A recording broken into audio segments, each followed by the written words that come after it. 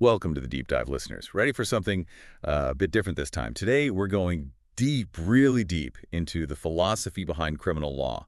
We're going to be using the Stanford Encyclopedia Philosophy entry on theories of criminal law to guide us and, you know, really unpack some of the heady questions, like what is the purpose of criminal law? Is it even justifiable?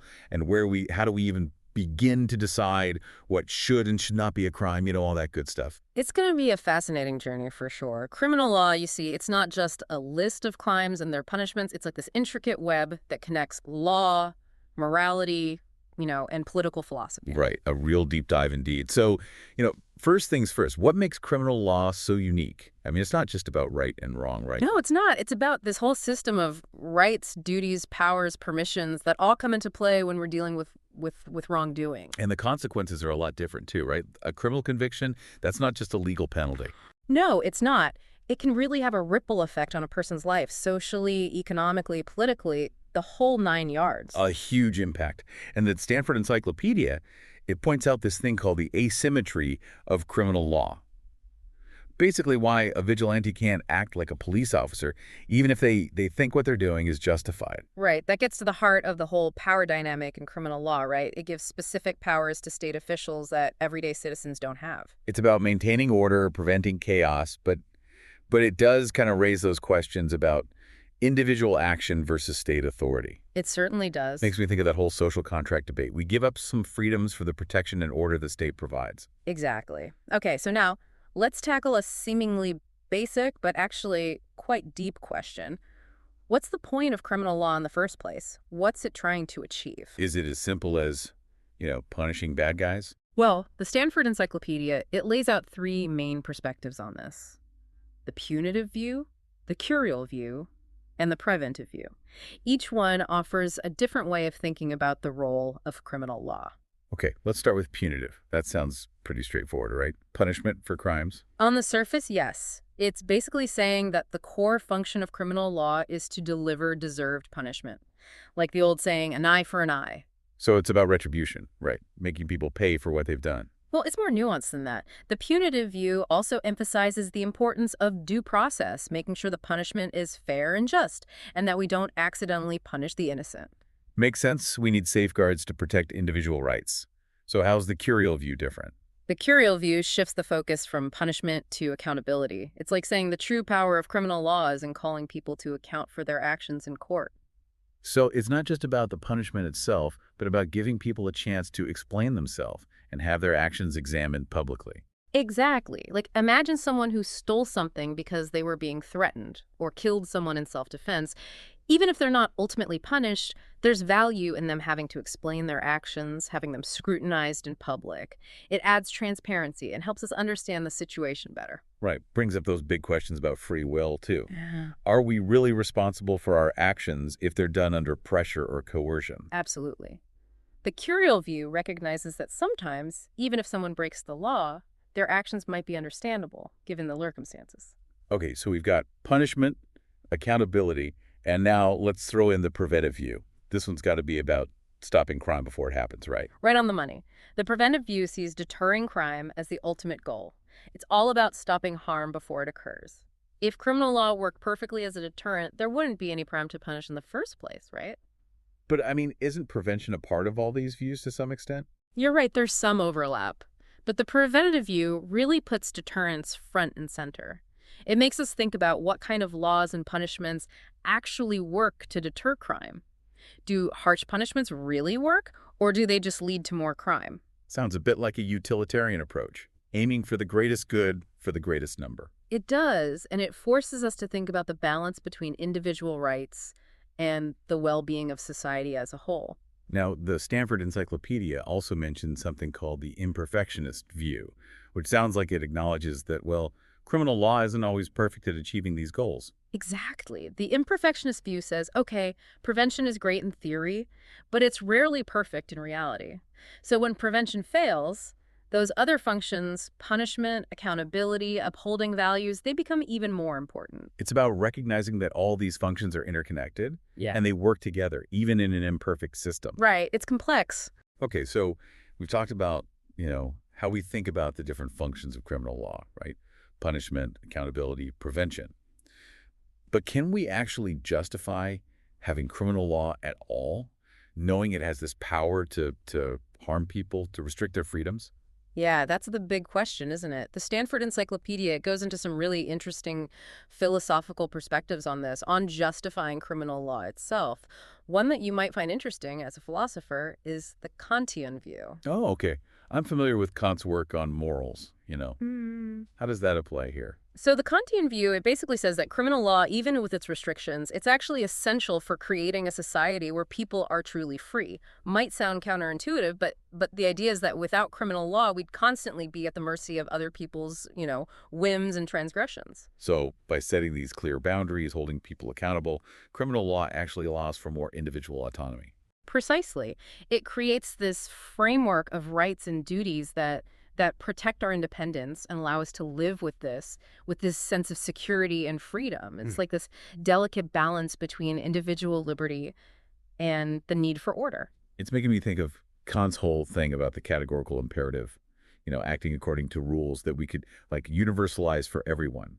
Could we see criminal law as a way of applying that idea to society? That's a great connection. The Kantian view, it suggests that criminal law is helping us create a society where individuals are treated as ends in themselves, not just as means to an end. It's about respecting everyone's inherent dignity and autonomy. But doesn't criminal law, by its very nature, infringe on those liberties? Doesn't it kind of go against the idea of freedom? That's a good point. But the Kantian view would say that those restrictions, ultimately, they're justified because they protect a greater level of freedom for everyone in the long run. It's like that social contract idea again, right? We accept some limits on our behavior in exchange for the benefits of living in a safe and ordered society. Okay, so that's the Kantian perspective. What about, like, other ways of justifying criminal law? What are some other views? Well, the Stanford Encyclopedia, it also talks about the communitarian view. This one emphasizes the role of criminal law in upholding the shared values and morals of a community. So it's like breaking the law isn't just harming an individual, it's harming the community as a whole. Yeah, exactly. When someone commits a crime, it disrupts that social order. It undermines the values that hold us together. So criminal law in this context, it's a way of like expressing that collective disapproval, reaffirming those shared values. The Stanford Encyclopedia also touches on what it calls impersonal justifications for criminal law, those that focus on preventing harm or upholding moral standards. Right. Those views argue that, we have this moral obligation to prevent harm to others and to create a society that reflects, certain basic moral principles. So Mhm. criminal law becomes a tool for achieving those things, even if it means, limiting individual liberties in some cases. But then the question becomes, where do we draw the line? What kind of harms are serious enough to justify making something a crime? And what moral standards are so important that we're willing to use, the power of law to enforce them? Which brings us to another big question. Huh. What should and should not be a crime? How do we decide that? Yeah, that's the age-old question, right? The Stanford Encyclopedia introduces this idea of constraints on criminalization, like rules or principles that help us set limits on what we can legitimately make a crime. Probably the most famous of these is the harm principle. Oh, yeah, I remember that from ethics class. Mhm. The harm principle, something about only criminalizing actions that cause harm to others, right? You got it. But it's more complicated than that. The Stanford Encyclopedia, it actually talks about two versions of the harm principle: the harmful conduct principle and the harm prevention principle. Okay, so what's the difference between those two? So the harmful conduct principle says we should only criminalize actions that are like inherently harmful or create an unreasonable risk of harm. Things like assault or theft. But the harm prevention principle, it takes a broader view. It says we can criminalize actions even if they're not inherently harmful, as long as doing so is necessary to prevent some greater harm. So, like a utilitarian approach, Yeah. right? Criminalizing something, even if it's not directly hurting someone, might be okay if it prevents, like, a bigger harm in the future. Exactly. Think of like drug use. Hmm. Under the harmful conduct principle, we might only make, drug dealing a crime because that's directly harming someone else. But under the harm prevention principle, we might say, well, we need to make possession itself a crime to try to deter people from using drugs and prevent things like addiction and all the harms that come with that. But then wouldn't that kind of step on individual autonomy, people's freedom to choose what they do with their own bodies, even if those choices might be harmful? Yeah, that's the tension, right? The harm prevention principle, it raises these questions about, paternalism, Yeah. the idea that the state should be able to interfere in our lives, even if it's, for our own good. And it also raises the question of what we even consider harm in the first place. Is it just physical harm, or does it include like emotional harm, psychological harm, even social harms? Yeah, defining harm, that's a whole other philosophical can of worms. The broader we define harm, the more power criminal law has, which could lead to too many things being criminalized and less individual freedom. Sounds like finding that balance between preventing harm and protecting individual freedom, that's a constant struggle for any society that values both. It definitely is. And this whole challenge gets even more complicated when we start talking about criminal responsibility.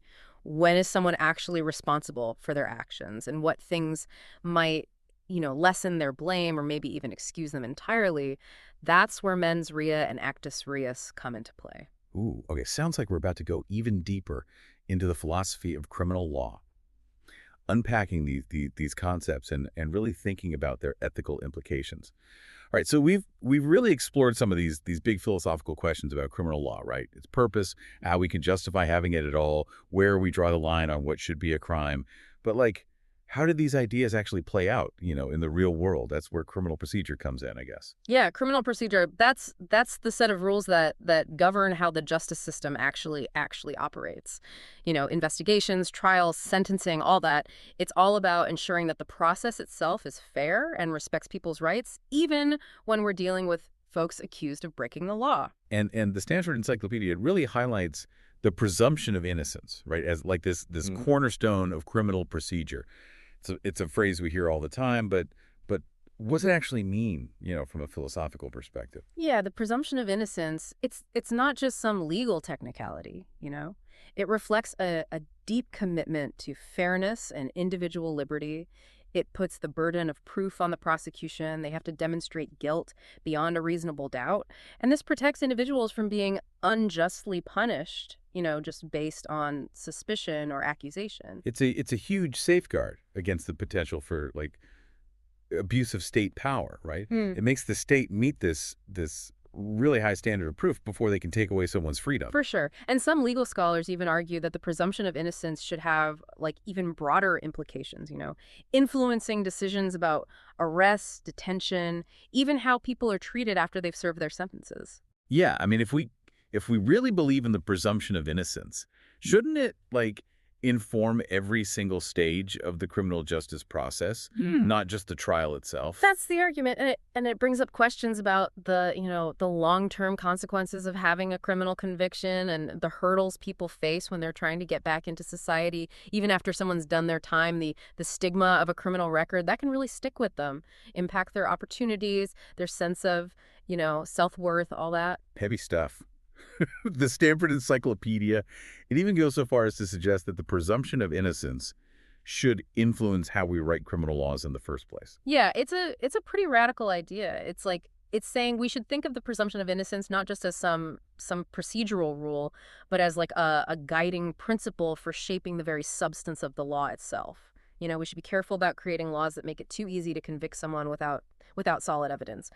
So laws that are like too broad or too vague or that criminalize certain behaviors without requiring proof of intent, those might be problematic from this viewpoint. Exactly. Those kinds of laws could lead to situations where people are punished for things they didn't knowingly or intentionally do, which kind of undermines the whole idea of a fair system, right? Okay, so switching gears a bit, let's finally unpack those concepts you mentioned earlier. Mens rea and actus reus. These are crucial for understanding criminal responsibility, right? Absolutely. So mens rea, that refers to the mental state of the person accused. Did they act intentionally, knowingly, recklessly, or just negligently? And actus reus, that's the actual act itself. Did they actually commit the crime? Usually you need both of these to establish that someone's criminally liable. So it's not just enough to prove that someone caused harm. We also have to look at their state of mind when they did it. Right. Mens rea, it's really getting at the heart of moral culpability. Can we really hold someone responsible if they didn't mean to cause harm, or if they were like acting under duress or being coerced? It's like that whole free will question again, right? Yeah. If someone's actions weren't truly free, can we really say they're morally responsible? Yeah, that's the question that's kept philosophers busy for centuries, and it has real implications for criminal law. Think about defenses like insanity or duress. Those defenses, they challenge that assumption that we're always in control of our actions, and they make us question the limits of moral responsibility. Now, the Stanford Encyclopedia also talks about something called the correspondence principle in relation to mens rea. What's that all about? So the correspondence principle, it basically says that each part of the harmful act, the actus reus, should have a corresponding mental element, the mens rea. In other words, the punishment should fit not only the crime, but also the mental state of the person who did it. So, for instance, if someone is charged with murder, we wouldn't just want to prove that they, caused someone's death, right? We'd also need to show that they intended to kill. That's it. The correspondence principle, it's aiming to make sure that the punishment fits, how morally blameworthy the act was. It prevents situations where someone gets hit with a really harsh punishment for something they didn't intend to do or couldn't have foreseen. It sounds like mens rea is all about digging into the complexities of human motivation and intention. Yeah. Right? It's about drawing those distinctions between intentional wrongdoing and actions that might be harmful but don't have that element of moral blame. You got it. And actus reus, even though it seems pretty straightforward, it also has its own philosophical puzzles. For example, what about those cases of omission, where someone fails to act when they could have prevented harm? Oh, like that classic example of the bystander who sees someone drowning but doesn't try to help. Are they criminally liable? Yeah, that's a tough one. Different legal systems, they have different approaches. Some say there's a duty to rescue in certain situations, while others say, you can't force people to be heroes. That gets into that whole debate about positive versus negative duties, Ooh, right? oh, my. Positive duties require us to actually do something, Hmm. while negative duties are about not doing certain things. Criminalizing Yeah, those omissions, that often means imposing positive duties, which some people argue can be too intrusive, stepping on individual autonomy. yeah, it's this constant balancing act, right, between our obligations to others and our right to individual freedom. And the law, it doesn't always give us those clear-cut answers. Well, we've definitely covered a lot in this deep dive.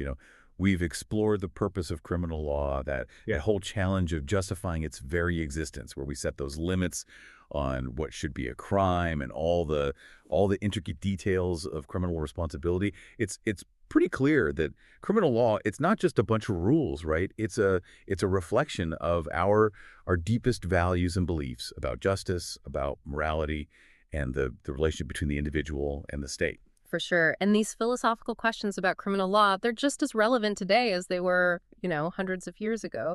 They make us think about those fundamental questions about human nature, about what it means to be responsible and the limits of state power. So hopefully this deep dive has given you, a new way of looking at criminal law, one that acknowledges its complexities and challenges those assumptions we often have.